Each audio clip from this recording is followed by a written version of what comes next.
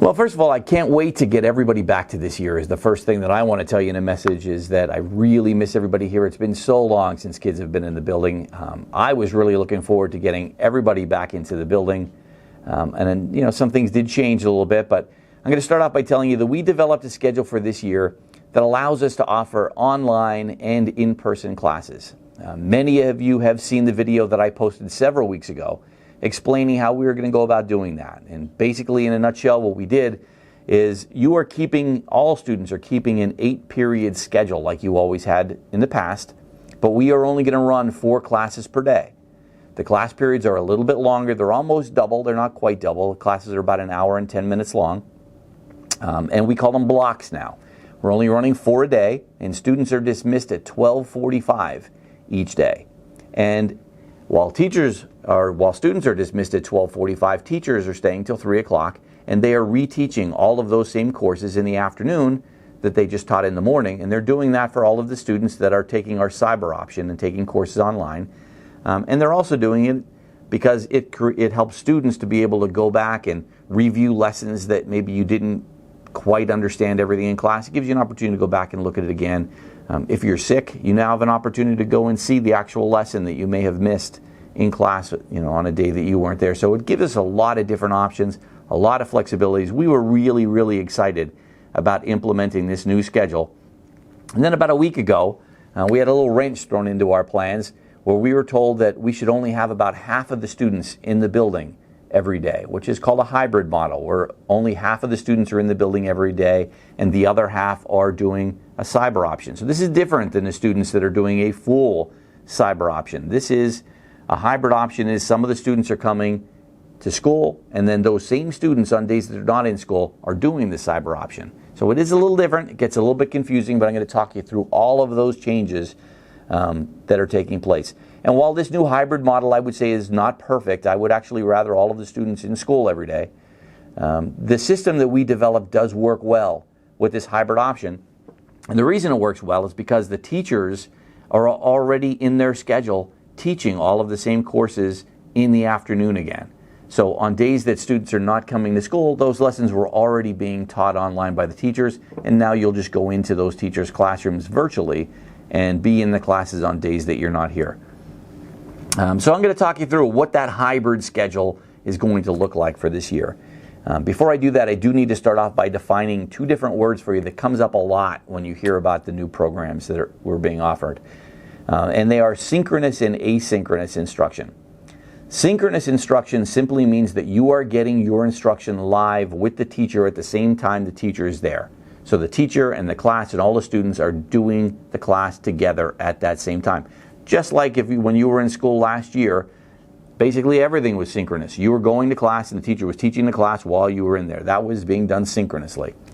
Asynchronous means that all of the lessons are being posted online and the assignments are being posted online, but you don't necessarily need to do it at the same exact time that the teacher is there. Because you're doing it at your own time. You could wake up early in the morning and get it done. You could do it in the evening and get it done.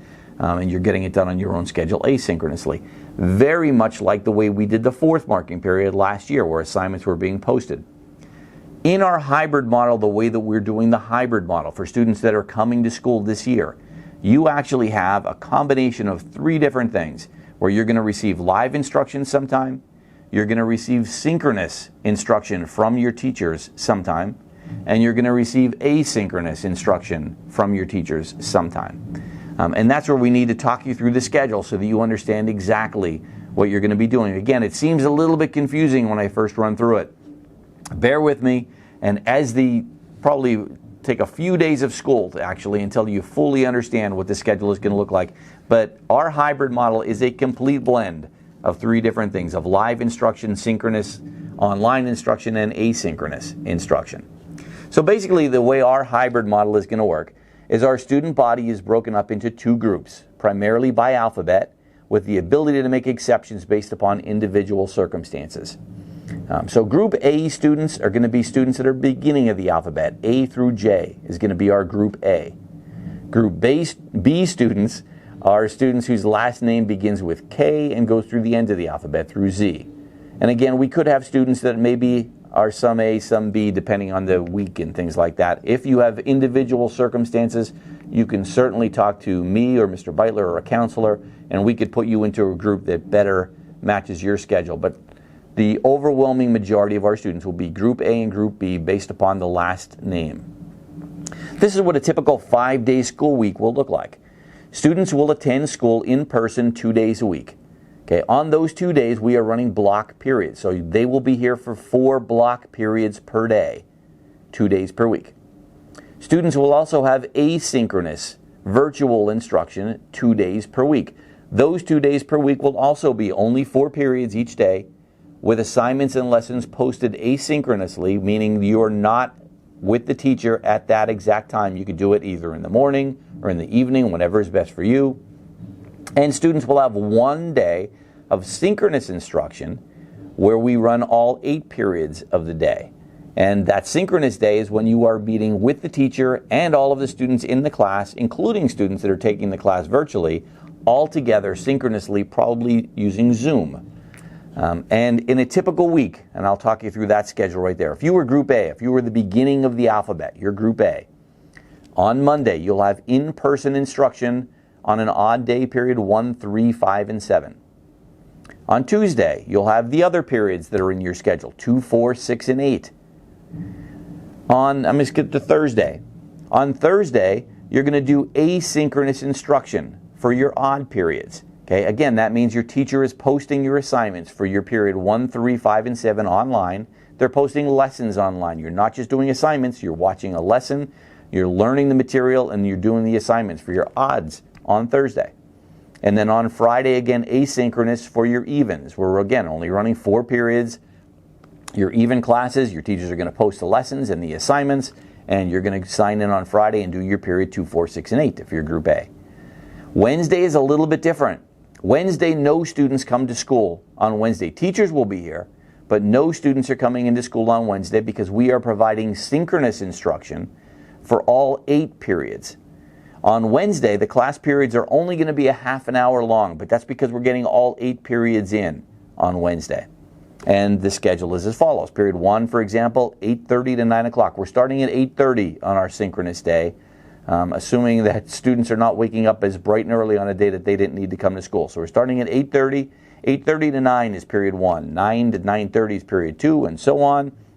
You can see we do have a lunch break in there after period 5. And period 8 is from 1 to 1:30, and that wraps up all 8 periods. So on Wednesday, you're doing synchronous instruction. You're signing in live with your teacher and doing live instruction with your teacher, but you're doing it from home, live. So again, that is a combination of all 3 things. Monday and Tuesday, you're in person, coming to school. Wednesday, you're doing synchronous all 8 periods, and then Thursday and Friday, you're asynchronous, 4 periods per day. Group B is the exact opposite of that, is what you can see from that schedule. And the times, also you can see the times for your in-person schedule listed on an in-person day. If you're here on an odd day, period 1, 7:43 to 8:58, an hour and 15 minutes for period 1. And again, you can see the schedule on the days you're here. Again, I know it is going to take some time to get used to that schedule and see the way that that whole schedule is going to play out and work for you. The other thing I do want to go through is CIT students and how a CIT schedule works. If you're a CIT student, you are going to go to CIT on the same days that you come to Wilson. They are also running a hybrid schedule. They don't expect to see you every day either. They are also running a schedule where you are going based upon the days that you are in your home school. So on days that you're here, you're going to go to CIT. CIT follow the same schedule as when they're here. If you're online on a day at Wilson, you're also going to be taking your course online through CIT. They are also going to be posting assignments that way. If you're an AMCIT student and it is a day that you attend school at CIT, the bus leaves the CIT at 7:25 in the morning, and it will leave CIT at 10 a.m. so that you can get back here for our 3rd and 4th block, which will be for 4 periods of instruction, just like you always had here. The students will order lunch in the morning, and it will be delivered during your 4th block here at CIT. So students this year at AMCIT will not be eating at CIT. You're going to be eating your lunch when you get back here to Wilson during your 4th block. PMC PM CIT students, your bus is going to leave at 10:20. So you're here for 2 blocks in the morning. After your second block, you head to CIT. Again, 2 blocks is 4 periods of instruction, same as you always had in the past. And you head to CIT at 10:20, and your bus at CIT is going to take you home at the end of the day. And PM CIT students will be eating their lunch at CIT same way as you have in the past. You're going to head to CIT, eat your lunch at CIT, spend your afternoon at CIT, and then we take you home at the end of the day. So that is a typical schedule. But there are many, many, many changes. Obviously, the schedule itself is a huge change from last year, and it's even a huge change from what we proposed about a month ago. And because there are so many changes procedurally and scheduling and everything, we are, for the first week of school, doing what we're calling a soft opening of school, where we're going to have a very, very small number of students in school, almost like it's an orientation for all students, grades 9 through 12, just to get them used to what the classes look like, what our procedures look like, and what the school day is going to look like. So our soft opening on the first days of school, again, hopefully not to create confusion. This is not a Group A and Group B. The first week of school is broken up into 4 groups so that we have an opportunity to have a very small number of students in the building to go through all of our procedures and all of our new instructional program and procedures. So on Monday, August 31st, the first day of school, is only the first day of school if your last name begins with A, B, or C. Tuesday, September 1st, is only for students whose last name begins with D through J. Wednesday, September 2nd, is if your last name begins with K through P. And Thursdays if your last name is Q through Z. So on that first week of school, you're only coming to school for 1 day. That is like our orientation week again for everybody. During that first day that you're here, as the doors open at 7 o'clock, students are going to come in and they're going to be assigned to a homeroom. And at 7 o'clock, you come in and you head right to your homeroom.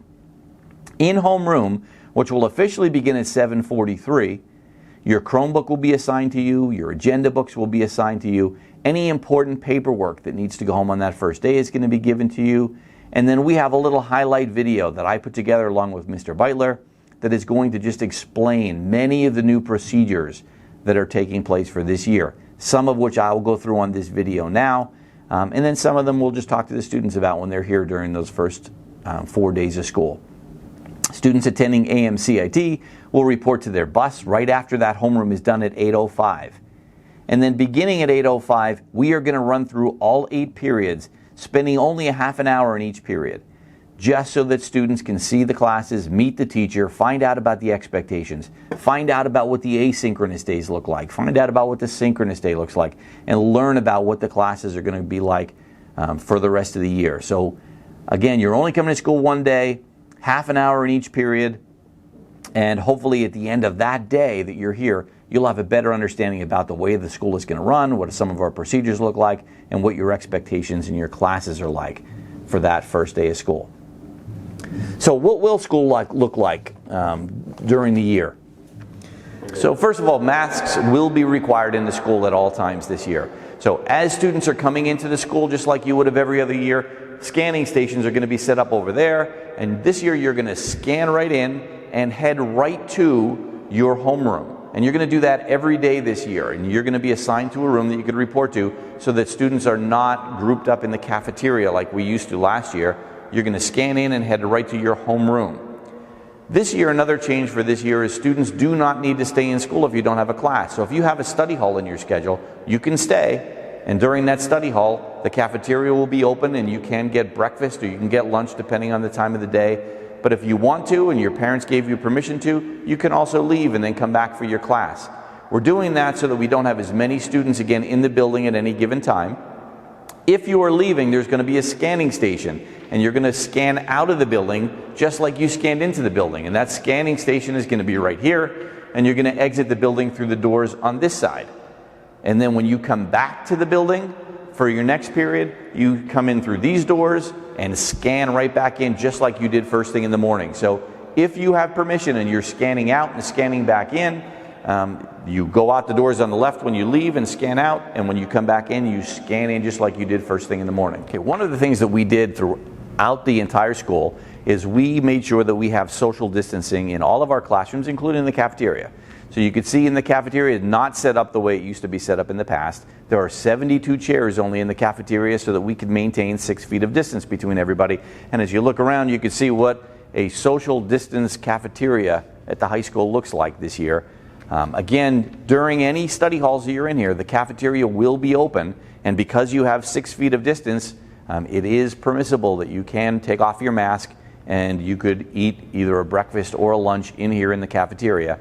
Or again, if you would prefer, you could leave with parent permission, and you could scan out and then scan back in when you come back in. But this is the way the cafeteria is set up this year, maintaining social distance. Okay, one of the things that's very different this year than the way that we have done it in the past is we're really not doing a traditional lunch, and the lunch is not in your schedule the way that it has been in your schedule in the past. So you're not going to be coming necessarily through the serving lines getting a lunch. First thing in the morning, if you want a lunch, you have the option of ordering a lunch first thing in the morning. And then during your 4th block on a day that you ordered lunch, the cafeteria staff will deliver that lunch to your classroom. At that point, you'll have the option of taking it home and eating it at home because you're dismissed at 12:45, or you will also have the option of eating it right there in the classroom if you want to while class is going on. It'll be like a working lunch if you want to take that option instead. We can do that because our classes are going to be so small this year. You are going to have 6 feet of distance between everyone else in the classroom, so you will be allowed to take off your mask and eat during class if you'd like to, or you could take it home if you ordered it in the morning.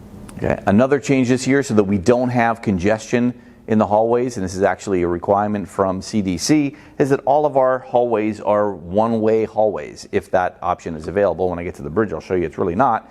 But on the first floor, as you come in, this hallway is going to flow from right down here down to the Art and Family Consumer Science room.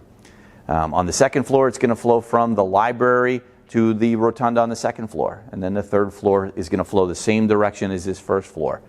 That will keep everybody moving right through the halls this year, so you're not going to have any kind of congestion and loitering and things in the halls. When you leave class, you're going to head out and you're going to follow this one-directional thing, which does mean you walk around the halls a little bit more, but you're in class for 70 minutes. And this gives you an opportunity to take a 4-minute walk and get to your next period class. And again, the hall should move nice and quick, and there won't be any kind of congestion, and we can maintain our social distance as we walk through the halls. Okay, we only have one bridge heading over to the gym, so we can't have a one-way bridge, but the bridge is set up just like a road. So this is actually good practice for when you start driving, is you walk on the right going down this way, and then you walk this way when you're walking back. So the bridge is actually separated with the little yellow line so that everybody walking down is on this side and everybody walking back is on that side over there. So all of our classrooms this year we have set up to maintain social distancing between students. In our new hybrid model that we have, class sizes are going to be extremely small. Average class size at the high school is probably going to have about 7 or 8 students in it during our hybrid model. And using this setup the way that it is right now, in 7 or 8 students in a class, we could probably maintain a social distance of about 7 or 8 feet between students in a classroom. Our library is actually not going to be used this year the way it has been used in the past either, because we're not allowed to share things, which means students can't be signing out books and returning books. So the library is not open this year for the purpose of getting books and signing them out. But because it's not open for that reason, we're actually able to turn it into a mini classroom, because the average class size, like I said, at the high school this year is only going to be about 7 or 8 in our hybrid model. So we were able to take this space here and make it a classroom of 8 that we could actually use, because we added so many classes to our schedule to make class sizes smaller. We needed more space, and because the library wasn't being used, this is an example of how we're maintaining social distancing and adding space to the classroom or to the school. Another little change for this year is because we're not sharing things, the fountains are actually not going to be available for use this year either, but because of that we are allowing students to bring water bottles into the building. And like I said earlier, you could actually even be eating in your classrooms this year if you have your food delivered to you from the cafeteria, and you could bring a water bottle to school and you could have water. And when you're eating and when you're drinking, you are allowed to take off your mask as long as you have 6 feet apart. And as you saw in all of our classrooms, we are going to be able to maintain that social distancing, and you will be able to remove your mask and eat or take a drink of water from a water bottle that you bring to school. Another way that we're going to be able to keep traffic flow in the hallways moving nice and fast is these lockers will not be assigned at the beginning of the year while we have all of our restrictions because of COVID. Keeping in mind you are only going to have 4 classes a day, so you don't have a heck of a lot of stuff to be carrying with you every day. You also have a Chromebook that you're going to have, so a lot of your classes are not even going to have additional books. So you won't have a lot of stuff to bring with you, but make sure, again, you bring with you what you need for the day, and you'll be good for the entire day because you won't be stopping at your locker in between periods. Attendance this year will also be a little bit different in the way that we're doing it during our hybrid model. Obviously, on days that you are scheduled to be in school and you're in school in person, those days we're doing attendance the way we've always done in the past. You're going to scan into the building, you're going to go to your 4 class periods that are being offered that day. During the asynchronous and the synchronous days, so that would be your Wednesday synchronous instruction, and then again either Thursday, Friday, or Monday, Tuesday, depending on if you're A and B, you are going to do attendance by logging into a Google Classroom homeroom that has been created for all of the students in the school. And in that homeroom, you're going to click on the attendance link, and you're going to enter your name and your grade, and your attendance will be recorded for the day. Also on that homeroom is going to be a list of any announcements that you need for the day, and it's also going to be listing what courses are running for the day. For example, even or odd courses. What day are we running at the high school for that day? So we kind of want to get you in the habit of signing into that Google Classroom homeroom every day when you're home so that you can get the announcements, you can do your attendance, and in addition to just logging in and doing your attendance, you also have to go to your classes and do your work for the day. Just entering your name is not enough to count you with a day of attendance. Just like we scanned in last year and you scanned in and went to classes, if you scanned in and didn't go to class, your teachers marked you as cutting and they referred you to Mr. Beitler for cutting class. That same exact thing would be happening this year in our synchronous and asynchronous environment. If you log into the Google Classroom in the morning and you mark yourself as present, the teachers are going to see that you're present for the day. They're going to expect that you sign into your classes and do all of your work. If you don't, then your teachers are going to mark you as cutting class. So unlike the way that our online program ran last year, is where your assignments were due on Sunday, the expectation this year is that you are doing class for all of your classes that are running that day. You're signing in and doing all of your work that day for the classes. So on Wednesday, you're doing work for all 8 periods, and then on your asynchronous days, you're doing work for the 4 periods that are running on that day. So you've got to sign into your Google Classroom, enter your attendance, and then sign into your classes and make sure you're doing the lessons and doing the work associated with them. Like I said in the beginning, I really can't wait to get everybody back to school. I am excited to start the school year. You have no idea how much I miss students being in the building. I can't wait to see all of you. Can't wait to get everybody back into school. I am sure that we're going to have some little bumps along the way. Most of the stuff that you see in the program that we just went through, we put together in about a week and a half after that little curveball was thrown to us, and I'm sure there's going to be some things that we missed. If you have any questions, if things aren't working out right, please give us a call, stop in, talk to us, and find out what we can do to make things better. Parents, please stay involved. Stay on top of what's going on. If you have questions, give us a call so that we could solve it and work together. Again, bear with us as things go on. But I certainly look forward to having everybody back, and I can't wait to see everybody in about a week.